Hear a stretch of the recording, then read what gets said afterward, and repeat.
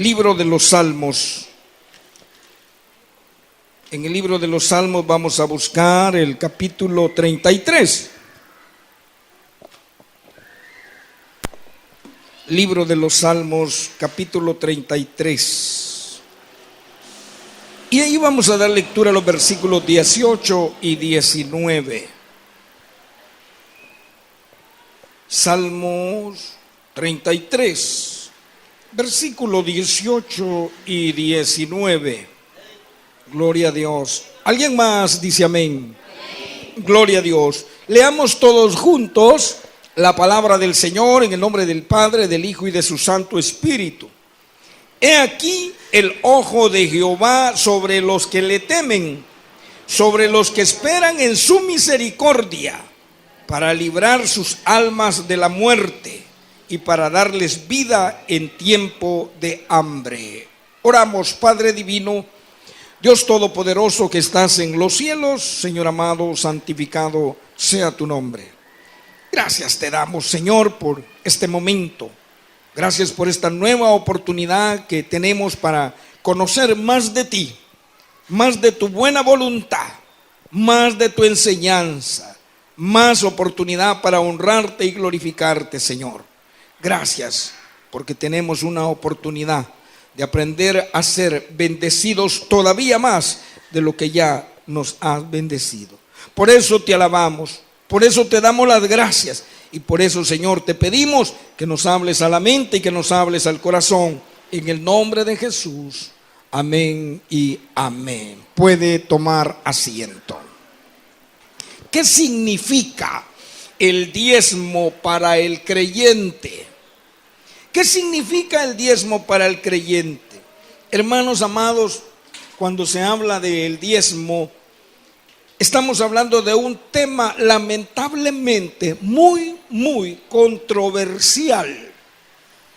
Porque personas que dicen ser creyentes están expresando que el diezmo ya no es una práctica que debe de observarse en la iglesia. El Señor nos declara en el libro de Malaquías, capítulo 3, versículo 6, porque yo, el Señor, no cambio. Y si Él no cambia, claro que es el mismo de la eternidad, el mismo de Abraham, Isaac y Jacob, el mismo del pueblo de Israel y el mismo de la iglesia de Jesucristo hoy. Fíjese usted, hermano amado, cómo estas personas que hablan o sostienen tal cosa no le están sirviendo a Dios sino al diablo, aún diciendo que son creyentes.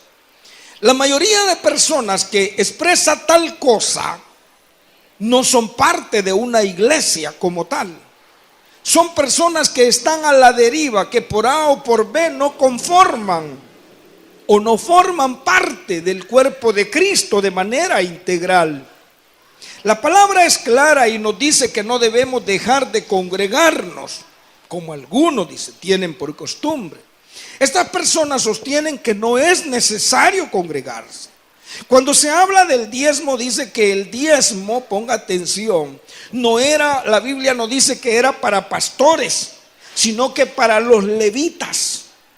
Primera cosa. Segunda cosa, dicen que el diezmo era en la ley o estaba dada en la ley para el pueblo de Israel y no para la iglesia de Cristo. Amén. Estamos totalmente de acuerdo.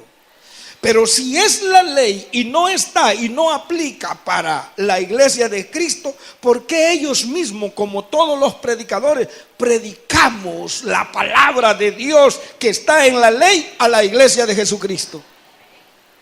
¿Está conmigo? Los profetas declaraban que se mantuvieran en la ley, que observaran la ley de Dios al pueblo de Israel. Los cristianos evangélicos, la iglesia de hoy, estamos declarando palabra, que la iglesia se someta y se sujete a Dios a través de la palabra dada en la ley. Entonces, ¿cómo es eso que el diezmo, porque está dado en la estructura de la ley de Dios, no es para la iglesia? Por eso decimos y sostenemos que son servidores del diablo, porque cuando un creyente o una persona A, B o C o X, Y, Z dice que el diezmo no es para el creyente, no es para la iglesia de Cristo, lo que está haciendo es quitándole la oportunidad de recibir una lluvia de bendición de nuestro Dios Todopoderoso. Es lo que está haciendo. Miren lo que dice la palabra que acabamos de dar lectura. Salmos 33, versículos 18 y 19. Dice la palabra: he aquí, el ojo de Jehová está sobre los que le temen. ¿Habrá alguien aquí que respete a Dios? Claro que sí. Claro que sí, nosotros sus hijos respetamos al Señor, que le fallamos, que algunas veces andamos chuecos, pero en nosotros, en nuestro corazón está el respetar a Dios, que eso significa la palabra temer. ¿Y qué pasa con ellos? Dice: he aquí que el ojo de Jehová sobre los que le temen, sobre los que esperan en su misericordia. La palabra misericordia significa compasión. ¿Habrá alguien aquí que espera lo que necesita, lo que anhela en la misericordia de Dios? ¿Por qué en la misericordia de Dios? Porque sabe que todas las cosas vienen de Dios y que como nuestro Padre Celestial, como nuestro Padre bueno y como nuestro Padre Santo, nosotros que somos pecadores no nos merecemos nada. Sin embargo, conocemos que es un Padre de misericordia y en esa misericordia esperamos que Él nos provea. Amén o no amén. Gloria a Dios. Dice entonces: ¿para qué esperamos en la misericordia? Para librar sus almas, es decir, nuestras vidas, de la muerte física y espiritual. Amén. Para darles vida en tiempo de hambre. Está hablando de lo físico. Amén o no amén. Pero si el Señor está pendiente de nosotros para alimentarnos, para protegernos, para cuidarnos, asimismo el Señor está pendiente de qué nosotros hacemos para con Él. ¿Amén o no amén? Estuvo pendiente desde la primera pareja que Él creó hasta el último ser humano que hoy mismo Él está permitiendo que venga a la luz de este mundo. Sí, amén. Su iglesia está bajo los ojos, sobre la mirada divina del Todopoderoso. ¿Cómo nosotros correspondemos a esa gratitud, a esa misericordia que Él ha derramado día con día? Vengámonos al contexto histórico. Cuando dicen estos señores que se oponen y que invitan a los cristianos verdaderos a mantenerse fuera de esa preciosa acción de darle al Señor lo que le corresponde, sostienen ellos una vez más que era para los levitas. ¿Quiénes eran los levitas? Sí, amén. Era una de las 12 tribus que el Señor formó en ese pueblo escogido. Una tribu que, habiéndole repartido tierras, propiedades para que las trabajaran y las cultivaran, a las 11 restantes a ellos no se las dio. ¿Por qué? Porque los apartó para que se dedicaran a las cosas consagradas a Dios. ¿Y cómo van a comer y cómo van a vivir si no les dio tierra? Si en ese momento, ese tiempo era estrictamente agrícola y ganadero. Vivían de la agricultura, de la siembra del trigo, de la cebada, ¿sí? Y de la cosecha o de la crianza de animales, de ganado, vacuno, lanar. ¿Cómo iban a hacer? Las 11 tribus que tenían tierra por la mano y la misericordia de Dios iban a producir para ellos, y la 10ª parte de esa producción, que no venía sino por el poder y la misericordia de Dios, iba a ser recogida aparte para el sostenimiento de aquellas personas que Dios había escogido para el servicio de Él, en beneficio del pueblo. Porque ciertamente los levitas trabajaban en el tabernáculo, que era el templo inicial en el desierto, para honrar y glorificar al Señor, pero el beneficio lo recibían las almas, las 11 tribus. Las 11 tribus eran pecadoras y necesitaban reconciliarse con Dios, pero ellos no podían, hasta ese momento no tenían un acceso directo a pedir perdón al Señor de manera objetiva o espiritual como lo hacemos nosotros. Lo hacían de una manera simbólica, tenían que llevar un animalito que ya el Señor había dado la lista de cuáles eran aceptables ante su divina presencia para dárselos, para presentarlo al Señor. ¿Lo podían hacer ellos? No. ¿Quiénes lo hacían? Los levitas, que entre ellos Dios había puesto a unos con el grado o nombramiento de sacerdotes y a otro más como sumo sacerdote, que era el único que tenía el privilegio de poder entrar una vez al año al lugar santísimo del tabernáculo, es decir, a donde se encontraba el arca del pacto, donde la presencia de Dios se hacía presente. El demás pueblo no podía, necesitaba de que los levitas hicieran su parte, pero los levitas comían, pero el mismo templo, el mismo tabernáculo, teniendo tantos utensilios, necesitaba de mantenimiento, necesitaba de que todos los días se cambiaran esas tortas de pan, 12 tortas de pan, que es el pan de la proposición. Necesitaba que se cambiara el aceite de las lámparas, necesitaba que se limpiase, que se cambiase el agua de la fuente de bronce donde se lavaban los sacerdotes, y todo eso implicaba un costo, un mantenimiento. Pastor, ha hablado correctamente. Eso es lo que pasaba en el pueblo de Israel en el desierto. Ahora no estamos en el desierto, ahora no somos el pueblo de Israel, pero sí somos la iglesia de Jesucristo, somos la familia de Dios, somos los postreros escogidos de nuestro Dios Todopoderoso. Y alabamos al mismo Dios. Y tenemos que mantener y tenemos que costear todos los gastos, el mantenimiento de la infraestructura, aún para predicar la palabra. Necesitamos lamentablemente comprarla porque no la regalan, porque el papel no lo regalan, porque la tinta no lo regalan. ¿Está conmigo? Necesitamos mobiliario. Cuando la palabra habla de que haya pan en mi casa, sí era el sostenimiento físico y literal de esos que estaban al servicio de Dios. Ponga atención. Ahora, aparte de que hayan hombres, aparte de que hayan aún mujeres consagradas al servicio de Dios, se necesita, hermano, de los fondos para el sostenimiento del ministerio. Pero también estas personas sostienen que por qué ahora en las iglesias se pide diezmo. Si lo pide, ciertamente están en la razón ellos de que eso es un error, porque no se debe de pedir. Pastor, ¿qué está diciendo? Espérese. Pero cuando piden, dice, piden dinero. Y allá el diezmo era de animales y de las cosechas. Semejante necio, insolente. En aquel entonces no habían bancos, no había moneda en curso. Se cambiaban animales, plantas, cosechas. Ese era el mismo dinero. Ahora no somos agricultores, ahora no somos ganaderos, ahora trabajamos, ahora producimos de otra forma y nuestra retribución es en moneda de curso legal.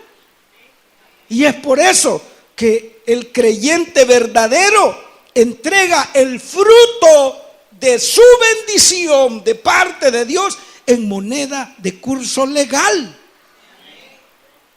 ¿Se da cuenta cómo son necios? Ahora, acaba de escuchar usted que el diezmo no se pide. Es cierto que el diezmo para el pueblo de Israel era una imposición de Dios a ese pueblo. Tan era una imposición que en un momento dado, a través del profeta Malaquías, le declara a ese pueblo que ellos son ladrones. Y dice el pueblo de Israel: ¿y en qué te hemos robado, Señor? Me han robado en sus diezmos, que son míos, y en las ofrendas. ¿Usted lo ha leído? Malaquías 3:10, léalo. ¿Sí? ¿Por qué? ¿Por qué dice que le había robado? Porque él había determinado de que todo aquel que fuera bendecido con cosechas, con ganado, tenía que apartar el diezmo para Dios. Dice la palabra del Señor en Levítico 27:30 que el diezmo es cosa consagrada para el Señor. Pero ciertamente está por la ley. Y sostienen ellos, pero ahora ya no vivimos por la ley. Sí, ahora vivimos por la gracia, que es igual a decir por la misericordia de nuestro Señor. Pero el ser humano de aquel tiempo es diferente al de ahora. No, seguimos siendo hombres y mujeres creados a imagen y semejanza de Dios. El único, el mismo que creó a Israel es el que hoy ha creado, ha establecido su iglesia en esta tierra. Y él dice, porque yo el Señor no cambio. Malaquías 3:6. ¿Sí? Nosotros entonces tenemos que diezmar, sí, pero no en la forma impositiva como lo tenía el pueblo de Israel. Porque ahora el Señor dice, de gracia recibisteis, ¿qué sigue diciendo? Dad de gracia. La palabra gracia usted ha conocido que significa porque me dio la gana, porque te amo, de buena voluntad te lo doy, de buena voluntad. Entregar la parte que tú has dispuesto en tu mente y en tu corazón, porque no es una imposición, no hay una cantidad establecida. Pero ¿cómo entonces nosotros vamos a diezmar los cristianos evangélicos? Váyase al libro de Génesis. Váyase al libro de Génesis. ¿Qué significa entonces el diezmo para el creyente? ¿Sí? ¿Qué significa, hermanos amados? Nosotros vamos a diezmar porque hay algo tan importante en ese diezmo. Sí, vamos a ser agradecidos para el Señor. Mire lo que dice en Génesis 28, versículo 20. Versículo 20. E hizo Jacob voto. La palabra voto significa un ofrecimiento, una promesa, diciendo, si fuere Dios conmigo y me guardare en este viaje en que voy, y me diere pan para comer y vestido para vestir, y si volviere en paz a casa de mi padre, Jehová será mi Dios, y esta piedra que he puesto por señal será casa de Dios, y de todo lo que me dieres, el diezmo apartaré para ti. Jacob nos habla aquí. Jacob estaba huyendo de la casa de su papá y de su mamá. Iba en busca de la familia de sus padres, huyendo de que Esaú lo quería matar, porque siendo él muy listo, había sobrepasado los límites y había usurpado la bendición de la progenitura que le tocaba a Esaú. Pero cuando él iba en camino a la familia de sus padres, la familia biológica, estaba atravesando un desierto.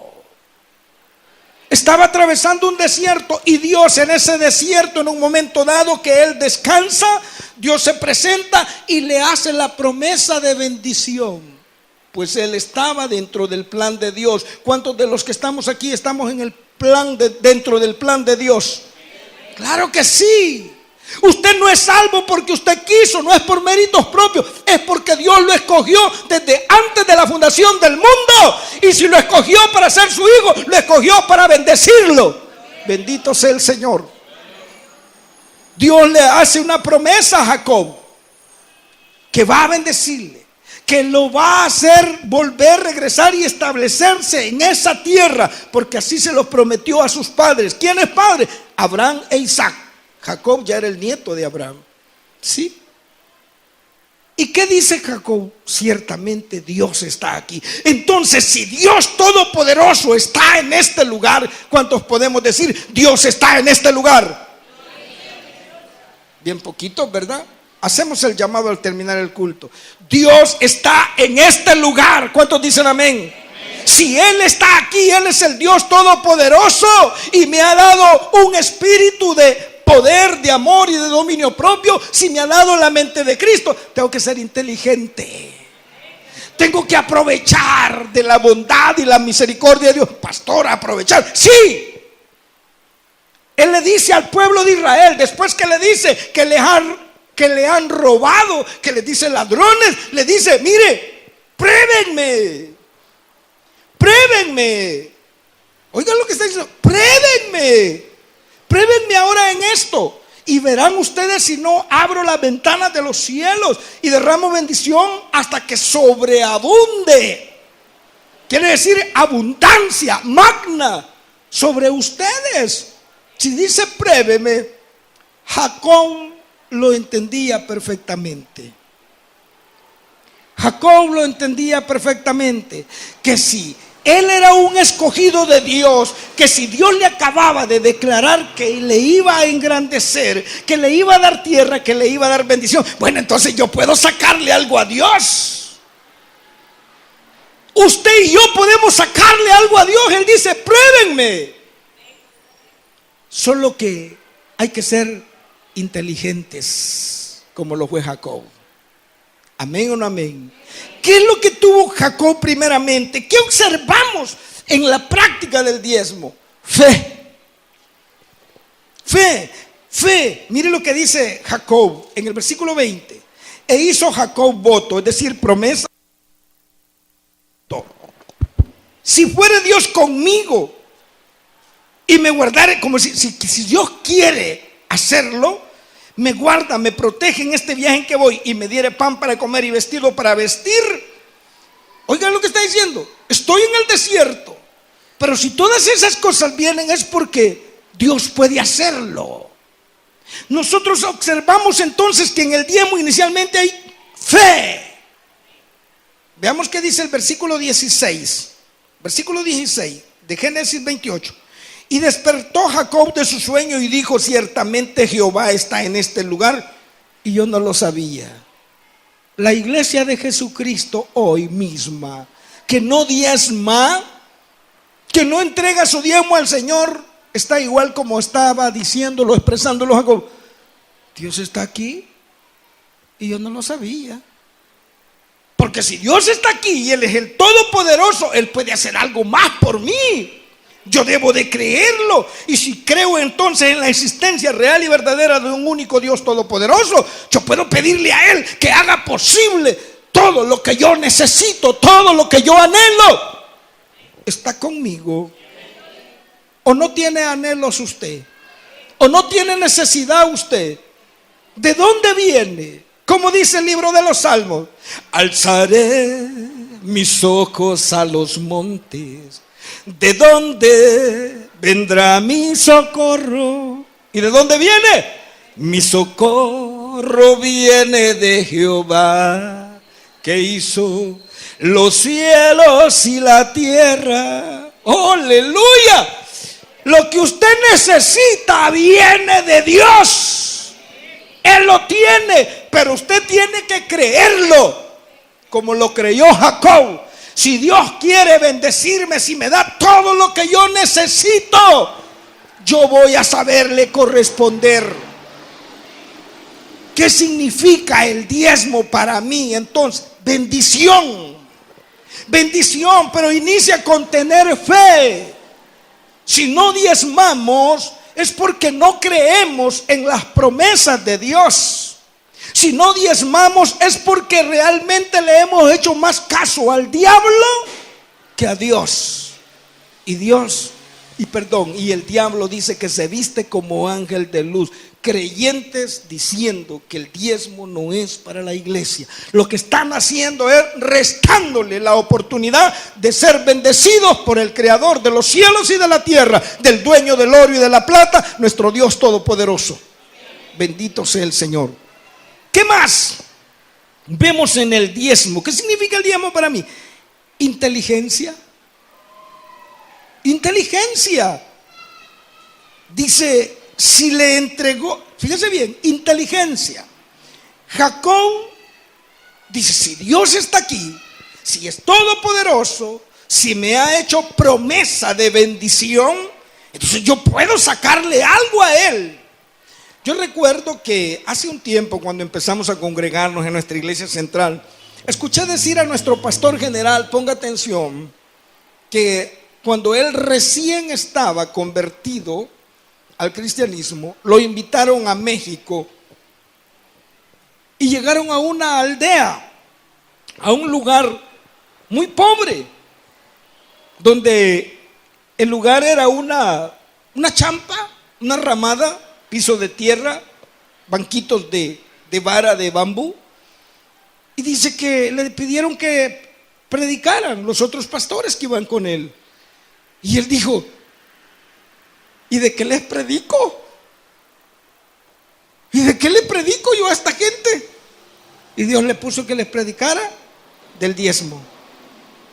¿Por qué? Porque en el diezmo hay una oportunidad que Dios nos da para ser bendecidos, hermanos.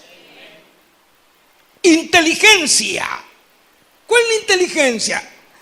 Cuando Jacob hizo el ofrecimiento de dar el diezmo al Señor, era una práctica ya conocida.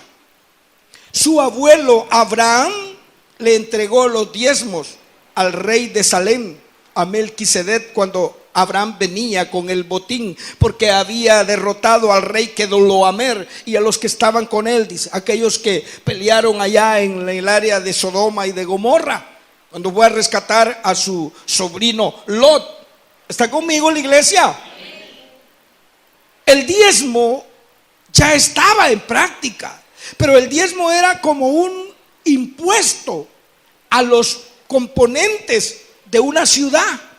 Tenían que diezmarle al rey, que es lo mismo que pasa hoy. Muchos de nosotros diezmamos al rey del país donde vivimos. ¿Y quién es el rey del país donde vivimos? El presidente, que encabeza todo el aparataje de gobierno. ¿Está conmigo? ¿O no los que trabajan en una empresa legalmente establecida no le descuentan la renta? ¿Amén o no amén? ¿Y cuánto es la renta? El 10%. Tiene que pagar el diezmo. Y a otros se lo arrebatan. ¿Está conmigo? ¿Me doy a entender? Y a otros se lo arrebatan. Entonces dijo Jacob: bueno, yo conozco que los reyes piden el diezmo, y estos peludos, engreídos, nada me dan, porque aquí donde voy, en este desierto, no hay un gabanudo rey que me dé lo que yo necesito. Pero si tengo al Rey de Reyes y Señor de Señores conmigo, que está pendiente y me ha prometido todas las bendiciones que yo necesito, gloria a Dios. Entonces, si yo le doy el diezmo a aquel que no me da nada, y aún me lo dejo quitar por aquel que nada hizo por mí, sino solo daño, ¿por qué no se lo voy a dar al que hace posible todas las cosas para mí? ¿Está conmigo? ¿Está conmigo, iglesia? Era inteligente Jacob, y esa inteligencia está en los cristianos verdaderos. El Señor nos dice que seamos mansos como palomas y astutos como la serpiente. Tenemos que ser inteligentes. Utilicemos el favor de Dios, saquémosle provecho. Él dice: pruébenme.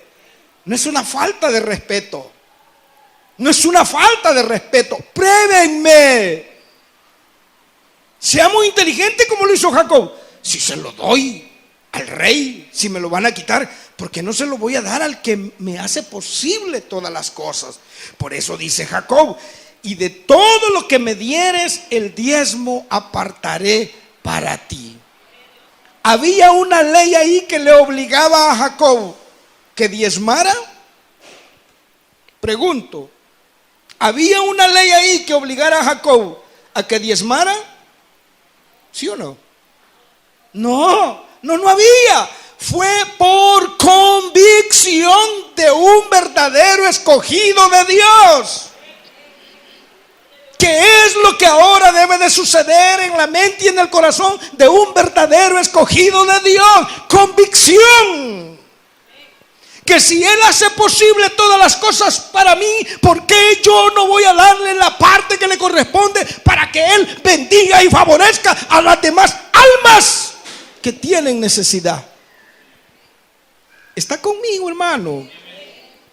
Sí. Veamos qué más. Vamos a terminar, el tiempo se nos está terminando. ¿Qué más hay en el diezmo? Agradecimiento. Agradecimiento. Cuando Jacob dice, voy a apartar el diezmo para ti, lo que hay es una gratitud de parte de Dios. Porque si Él me cumple lo que yo le pido, oiga esto, porque mire cómo dice la palabra, léalo conmigo, hermano. Dice 21, y si volviere en paz, está como poniendo en tela de duda. Si Dios lo hace posible y me trae en paz a la casa de mi padre, el Señor será mi Dios. Y esta piedra que he puesto por señal será casa de Dios, y va a levantar un monumento. Y de todo lo que me dieres, oiga, de todo lo que me dieres, el diezmo apartaré para ti. Era súper inteligente. Si me das, yo te voy a dar. ¿Y por qué te voy a dar? Porque realmente yo estaría tan, pero tan agradecido contigo. Porque hasta ahora, diría Jacob, en este desierto en que voy, ¿quién hace algo por mí? Ahorita, si estás pasando por una situación tan difícil, donde escasea todo, hasta la sal y el agua, ¿quién está haciendo algo por ti? ¿Quién puede solucionar ese problema económico, ese problema de salud, ese problema moral, ese problema espiritual por el cual estás pasando? ¿Quién? ¿Quién? Una persona, tu misma familia, te puede ayudar, pero no te va a ayudar por los días que Dios te da en esta tierra. Quizá porque no lo tenga, pero aún cuando lo tenga te va a decir, bueno, mira ahí, ¿cuándo vas a ir a trabajar? Pues esta no es casa de beneficencia. Lamentablemente tenemos información que en Estados Unidos la familia que no trabaja se desintegra, se pierde, porque hay que pagar renta muy alta por un apartamento y están uno sobre de otro, y si no aportás, fuchi fuchi, vaya a dormir debajo de los puentes. ¿Está conmigo? Yo no sé cuántos saben eso. Sí. Entonces, pero Dios Todopoderoso sí puede hacer posible. Si Él en este desierto, en esta miseria, en esta desolación, en este problema que estoy pasando, me bendice, ¿cómo no te voy a agradecer? Voy a decir un chiste con el permiso del Señor. Miren, los de la alianza lo tienen más claro eso. No todo el tiempo les dan alegrías los 11 futbolistas en el terreno de juego. Y sin embargo ellos dicen, ¿cómo no te voy a querer si te llevo dentro de mí? Antes de ser rojo yo me muero, dice. Antes de cambiar, imagínese usted, lo entienden mejor. Y no todo el tiempo le da alegría. Y nuestro Dios está para bendecirnos todo el tiempo, porque los ojos de Dios están sobre los que le respetamos a Él, sobre su justo, sobre sus escogidos, para darles de comer en tiempo de hambre. Bendito sea Dios. Bendito sea el Señor. Entonces, ¿qué significa el diezmo para mí?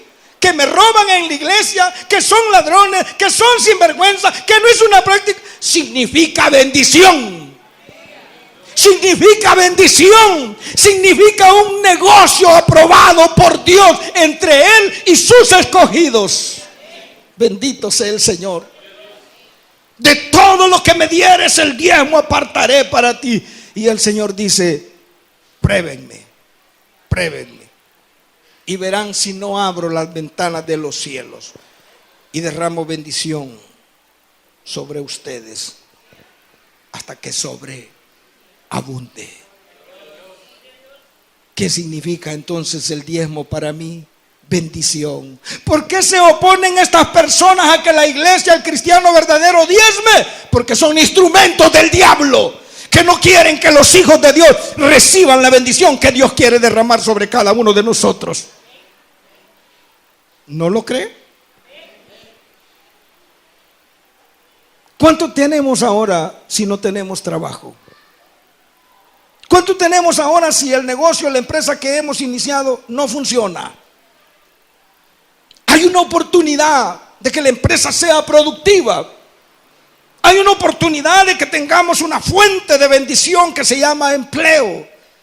¿Cómo la vamos a obtener? Siendo inteligentes, haciéndole una propuesta, haciendo un trato con nuestro Dios Todopoderoso. Una vez más, Él dice: pruébenme ahora en esto.